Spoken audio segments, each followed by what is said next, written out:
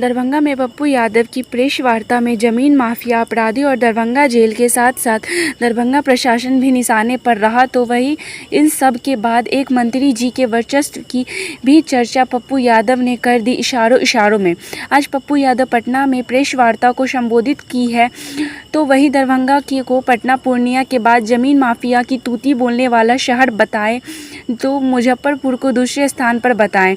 पप्पू यादव ने कहा कि जमीन माफियाओं द्वारा सभी संस्था को खरीद लिया जाता है। थाना में चार्जशीट नहीं होना, न्यायालय से छूट जाना और एक मंत्री जी के पुत्र की गलतियों को दिखाने वाले को जेल भेज देना। पप्पू यादव ने कहा कि लगभग सभी एमएलए की भूमिका संदिग्ध है और माफियाओं के साथ दरभंगा के डीएमसीएच में 100 करोड़ की जमीन की जांच न्यायाधीश द्वारा करवाई जाए। दरभंगा में जमीन माफियाओं का वर्चस्व है, अपराधियों का बोलाबाला है। पप्पू यादव ने जेल के अंदर एक कैदी प्रभात यादव की मृत्यु बोले कि जेल के अंदर से अपराध अवैध रूप से फलता फूलता है, अवैध धंधा जिसमें सभी शामिल है। सुनिए क्या कुछ कह रहे हैं जन अधिकार पार्टी लोकतांत्रिक के राष्ट्रीय अध्यक्ष पप्पू यादव। रक्तपात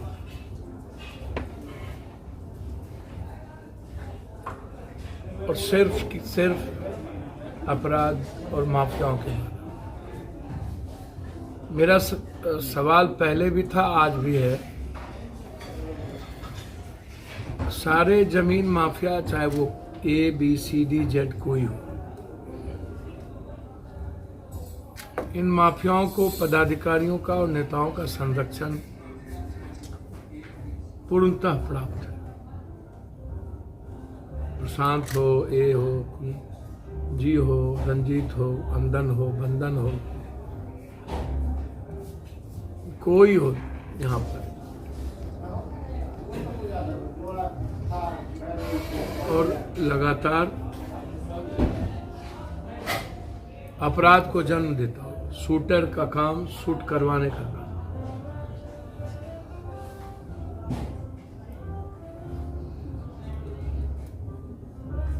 चाहे वो राज दरभंगा महाराज की जमीन हो,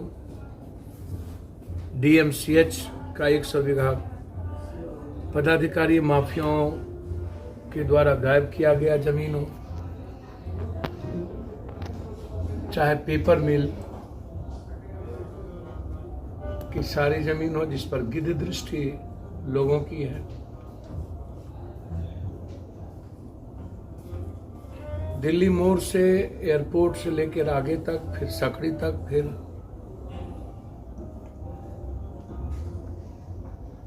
यहां से लेकर दरभंगा बॉर्डर तक माफिया पदाधिकारी और नेताओं की गिद्ध दृष्टि जमीनों पर है। दूसरों की जमीन, सरकारी जमीन, रैयती जमीनों पर।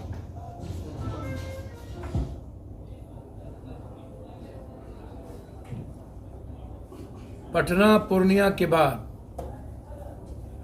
और गया के बाद अब पटना, पूर्णिया और दरभंगा, मुजफ्फरपुर सेकेंड हो गया, हाजीपुर, दरभंगा, पूर्णिया दोनों जमीन माफियाओं की तूती बोलते हैं और जमीन माफियाओं के द्वारा लगभग सारी संस्थाओं को खरीद लिया जाता है। आवाज देने वाली संस्था, ऊपर से नीचे तक इन माफियाओं की गलतियों का कोई बड़ी मीडिया नहीं दिखाता। उनके नाम न्यायालय से छूट जाना, थाने में चार्जशीट नहीं होना, ऊपर से नीचे केस को दबा देना। अभी जो घटना घटित लगातार हो रही है, ट्रिपल मर्डर, फिर जेल में जहर दिया गया और फिर एक मंत्री जी के पुत्र के द्वारा गलतियों को रोकने पर प्रधानाध्यापक और दूसरे परिवार को जेल भेज देना। यदि हम उस सीमेंट को दिखाएं आपको, जो मेरे पास है, गिट्टी, ईटा, 3 नंबर से भी बदतर। कोई भी व्यक्ति मंत्री का सम्मान करेगा, जरूरी नहीं है कि उनके पूरे परिवार का सम्मान। और जिस तरीके से एक परिवार पूर्व मुखिया को जेल भेज दिया गया, वर्तमान उसकी पत्नी का केस में नाम दे दिया गया, और लगातार टॉर्चर, सरकार का धौंस दिखाकर, पदाधिकारियों का धौंस दिखाकर टॉर्चर करना, यह लोकतांत्रिक मूल्यों के लिए सही नहीं किसी भी कीमत। मैं अभी उनके यहाँ जा रहा हूं, मैं खुद ही निरीक्षण करूंगा।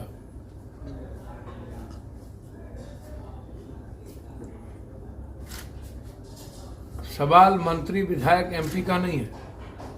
मैं पहले भी कह चुका हूं कि मंत्री विधायक हो या एमएलए हो, लगभग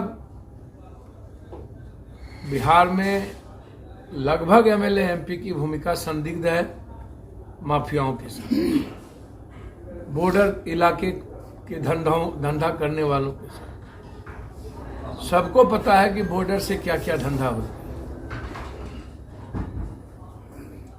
लगातार पटना से, इस इलाके से पशु केमिकल को, मतलब बड़े बड़े पशु, जबकि बच्चे को नहीं ले जाना है, ये सभी चीजें मंत्री संतरी विधायक एमपी के बीच से चलती। बूढ़े को नहीं काटना है, बीमारियों को नहीं काटना है, सारे फैक्ट्रियों में जाना। मतलब विजय लक्ष्मी ने आकर के उसको रोक लगाया है। ये सब कुछ दरभंगा होकर के, मुजफ्फरपुर, दरभंगा होकर खगड़िया और बंगाल, तो सारी स्मगलिंग, सब में माफियागिरी, और उसमें जमीन की सबसे बड़ा दलाल। हम बार बार कहते हैं कि 100 एकड़ जमीन, बीघा जमीन जो डीएमसीएच का है, उसकी जांच किसी हाई अथॉरिटी और वर्तमान न्यायाधीश से कराएगी। जो राजस्थान के मालिक हैं पेपर मिल वाले, उनकी आशंका है, मुझसे वो 5 बार बात कर चुके हैं कि मेरी जमीन, वहाँ के नेता, वहाँ के कई माफिया हम पर दबाव डाल रहे हैं और हमारी जमीन वो लोग गिद्ध दृष्टि डाल रहे हैं। 5 बार मेरे इससे बातचीत कर चुके। इसी तरह कई ऐसे लोग हैं जिन्होंने मुझसे अपनी अपनी जमीन के बारे में अलग अलग तरीके से उन्होंने अप्रोच किया है कि नेताओं का दबाव है कि जमीन आप अमुक को दे दो।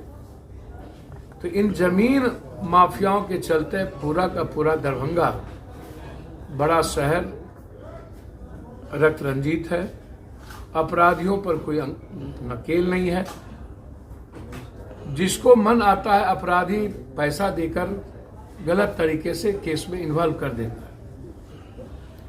जिस मर्डर केस में प्रभात की मौत हुई, प्रभात के बाद जो जिस मर्डर केस हुए, उसमें सीसीटीवी फुटेज दिए गए कि परिवार के लोग कहाँ हैं। उसके बावजूद प्रभात के मंझले और छोटे भाई और परिवार को सबको फंसा के और फिर साजिशन प्रभात को जेल में, जहाँ पर पूरी तरीके से जेल सुपरिटेंडेंट, जेलर, सब के सब कैंटीन पर शराब का पूरा व्यापार, पूरा का पूरा बाहर से लाकर शराब से लेकर गलत चीज़ों को उसका सेवन करवाना, पूरा ड्रग से लेकर स्मैक तक, और वहाँ से पूरा का पूरा अपराध का संचालन जेल से, शूटर वहाँ से वहाँ। इसीलिए मैं पूरी जांच, तेरे केस में जो लोग हैं, जो मेन अभियुक्त हैं, उसकी गिरफ्तारी और उसकी नहीं हो रही, उसकी पूरी पकड़ ऊपर से नीचे तक के पदाधिकारियों के पास। तो हम सरकार से मांग करते हैं कि स्टेट की एसआईटी टीम जांच करिए, दोनों में, जेल के मौत में भी और इसमें भी, तीरे हत्याकांड में भी, और कौन कौन लोग जमीन माफियाओं के साथ इन्वॉल्व हैं सीसीटीवी फुटेज में ये लोग किन किन नेताओं से मिलते हैं, किन किन पदाधिकारियों से मिलते हैं, इन लोगों का कॉल डिटेल निकालिए, किन किन से इन लोगों के फ़ोन से किन की बातचीत होती है, इनका मोबाइल लोकेशन निकालिए। मर्डर के दिन कौन कौन उस रोड में मोटरसाइकिल से आए गए हैं उनका भी मोबाइल लोकेशन निकालिए, सीसीटीवी फुटेज निकालिए कि 2 घंटे तक कौन ऐसा अपराधी है जो लगातार उस रोड में मृत्यु के पैदे आगे पीछे चलता रहा। तो मैं पूरा जांच चाहता हूं, ISFL के रिपोर्ट से लेकर टेक्निकल रिपोर्ट तक मैं पूरा जांच चाहता हूं। और इसी संदर्भ में मैं आपको बहुत क्लियर कहूंगा कि मैं लगातार दरभंगा के पहले भी टीरे हत्या घटना घटी थी, तब भी और लगातार मैं राज दरभंगा महाराज की ज़मीन से लेकर के DMCH की ज़मीन और यहाँ जो गलत तरीके से चीज़ों को परोसा जा रहा है, जिससे पूरा दरभंगा अपराध और माफियाओं का और इंटरनेशनल, हमको लगता है कि एक क्रिमिनल जोन बन गया है। यहाँ दारू का भी यहाँ पर सबसे ज़्यादा यहाँ पर हब है। यहाँ दारू बाहर से ला करके यहाँ पर पूरा का पूरा डंप किया जाता है। उसके बाद DMCH से लेकर सभी जगह दारू को डंप किया जाता है। गांजा, ड्रग्स, स्मैक से लेकर के नेपाल से सारी चीज़ें यहाँ डंप की जाती हैं। तो मुझको लगता है कि दरभंगा एक हॉटकेक जगह बन गया है। इधर बंगाल, इधर कोसी सीमांचल और इधर मोतिहारी से लेकर के सीतामढ़ी से लेकर मुजफ्फरपुर और हाजीपुर तक पटना का रास्ता, और दरभंगा को एक चारागाह बना दिया गया है। माफियाओं के लिए एक उचित जमीन है। जो पदाधिकारी यहाँ आते हैं करोड़ों करोड़ के रुपया कमा करके यहाँ से जाते हैं, और वो कोई भी कार्रवाई अपराधियों के खिलाफ नहीं करती है। और किसी भी मर्डर केस में वो सही तरीके से आज तक चार्जशीट नहीं दिए, और गलत लोगों को तंग करने की उनकी प्रवृत्ति रहती है। एक दूसरी चीज जो सबसे ये जो महत्वपूर्ण था, दूसरी चीज मुझे एक बात कहने में बहुत खुशी हो रही है कि नरेंद्र मोदी जी का चमत्कार इस देश से, बीजेपी का चमत्कार और देश से खत्म हो। नरेंद्र मोदी जी इस दुनिया के सबसे बड़े बीजेपी भ्रष्टाचार की गंगोत्री का एक जनक बन गया। अब नरेंद्र मोदी जी, प्रफुल्ल पटेल, अजीत पवार, छगन भुजबल जिनको वो 9 साल जेल में रखे, नरेंद्र मोदी जी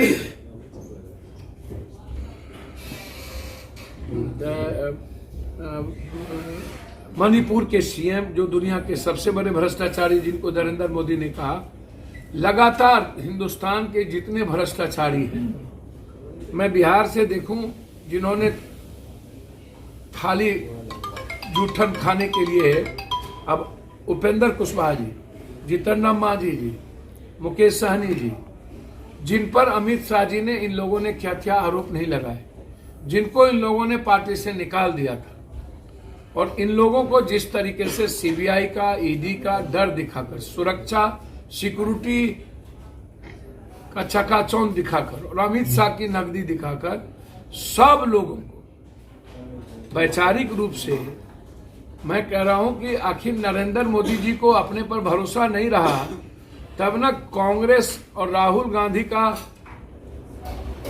सपना में भी डर लगा हुआ है। सबसे ज्यादा दुनिया में इतना खौफ मैंने धरती पर नहीं देखी कि एक व्यक्ति को सदन से भी, सड़क से भी और लगातार मीडिया के द्वारा हमला, कभी परजीवी, दुनिया में मोदी से बड़ा परजीवी, पापा इन इंडिया, माँ के साथ 20 कैमरा लेके माँ परजीवी बेटा, भगवान का श्रेय देना, बिना कैमरा के मोदी से बढ़कर वर्ल्ड में इतना अपने पर 29 अरब से ज्यादा रुपया मोदी ने अपने एडवर्टाइजमेंट पर खर्च किया, जो हिंदुस्तान नहीं दुनिया में ऐसा आज तक कभी नहीं हुआ। और राहुल गांधी जी का इतना डर कि अब वो उन भ्रष्टाचारियों पर हम ले रहे हैं 2024 नरेंद्र मोदी प्रधानमंत्री बनने के लिए हिंदुस्तान का सारा तंत्र, ईडी, सीबीआई से लेकर आरबीआई से लेकर मोदी से अमित शाह, अदानी अंबानी से लेकर सारी संस्थाएं को लगा दी गई और सारे हिंदुस्तान के भ्रष्टाचारियों को प्रधानमंत्री बनने के लिए अपने साथ खड़े कर लिया गया। अब वो भी भ्रष्टाचार की बात करते हैं। शुभ बाजे तो बाजे, चलनियों बाजे है। बीजेपी को पहले यह बात करनी चाहिए कि जिस 77,000 करोड़ का घोटाला, सहकारिता घोटाले से लेकर जिसको 5 साल, 6 साल, 9 साल आप जेल में रखे, क्या क्या छगन भुजबल के बारे में बीजेपी ने नहीं कही, मानिक राव के बारे में क्या नहीं कहा, व्यापम घोटाला से लेकर न जाने हिंदुस्तान के किन किन घोटालेबाज से और हिंदुस्तान के टैक्स का सारा पैसा। तो सबसे पहले तो इस्तीफा बीजेपी देश के पीएम देंगे ना, अमित शाह जी देंगे ना, गृह मंत्री देंगे ना।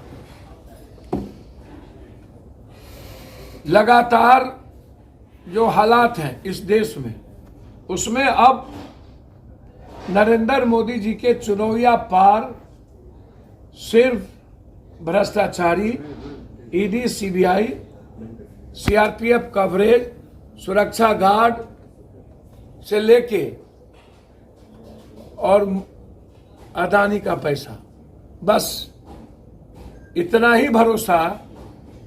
नफरत तो एक लगातार उनके साथ चल ही रहा है। इसीलिए आज के डेट में